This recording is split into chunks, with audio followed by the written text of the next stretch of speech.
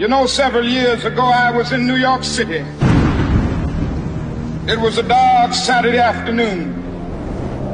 The minute black woman came up, the only question I heard from her was, "You Martin Luther King?" And I said, "Yes." The next minute, I felt something beating on my chest. Before I knew it, I had been stabbed by this demented woman. That blade had gone through, and the x-rays revealed the tip of the blade was on the edge of my aorta, the main artery. And once that's punctured, you're drowned in your own blood. That's the end of it. It came out in the New York Times the next morning that if I had merely sneezed, I would have died. After my chest had been opened and the blade had been taken out, from all over the states and the world, kind letters came in. One of them I will never forget.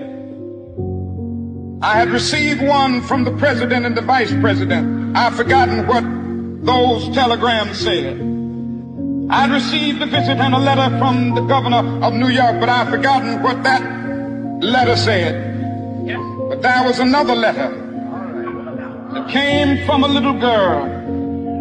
Said simply, "Dear Dr. King, while it should not matter, I would like to mention that I'm a white girl. I'm simply writing you to say that I'm so happy that you didn't sneeze." And I want to say tonight that I too am happy that I didn't sneeze, because if I had sneezed, I wouldn't have been around here in 1960 when students all over the South started sitting in at lunch counters. And I knew that as they were sitting in, they were really standing up for the best in the American dream, and taking the whole nation back to those great wells of democracy which were dug deep by the founding fathers in the Declaration of Independence and the Constitution. If I had sneezed, I wouldn't.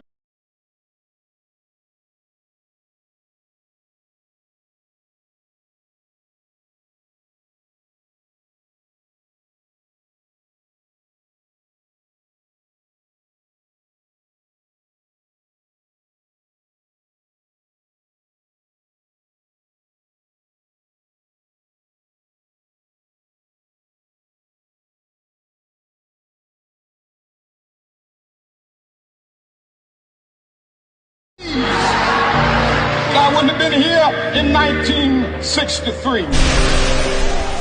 Black people of Birmingham, Alabama aroused the conscience of this nation and brought into being the Civil Rights Bill. If I had sneezed, I wouldn't have had a chance later that year in August to try to tell America about a dream that I had had. If I had sneezed, I wouldn't have been down in Selma, Alabama to see the great movement there. If I had sneezed, I wouldn't have been in Memphis to see a community rally around those brothers and sisters who are suffering. I'm so happy that I didn't sneeze. Like anybody, I would like to live, but I'm not concerned about that now. I just want to do God's will. So I'm happy tonight. I'm not worried about anything. I'm not fearing any man. Mine eyes have seen the glory of the coming of the Lord.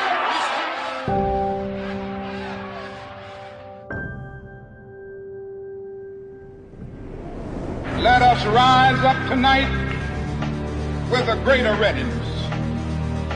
Let us stand with a greater determination in these powerful days, these days of challenge, to make America what it ought to be.